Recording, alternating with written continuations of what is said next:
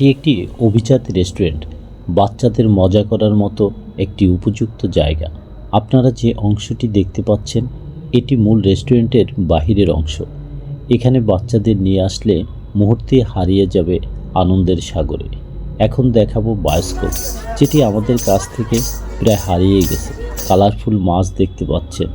এবার আমরা চলে আসলাম রেস্টুরেন্টের মূল অংশে। এর নাম হলো শেফস টেবিল কোর্টসাইড।